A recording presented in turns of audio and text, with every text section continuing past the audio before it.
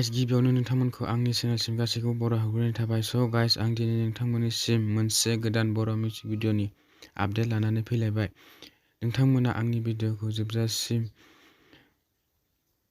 नायलाङो, नोंथांमोना आंनि भिडिअ'खौ स्किप खालामालासिनो जोबजासिम नायलाङो, बिथांमोना बे एलबामखौ रिलिज खालामबाय।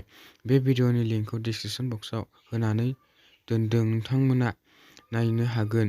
भिडिअ'खौ नायखांबायबा माबायदि मोनदों कमेन्ट खालाम आरो बेफोरबायदि भिडिअ'खौ नायनो मोजां मोनोब्ला आंनि चेनेलखौबो साबस्क्राइब खालामना लानो हागोन, मानोना आं बेबायदिनो बर' फिल्म आरो बर' मिउजिक भिडिअ'नि सोमोन्दै निउस लानानै फैयो।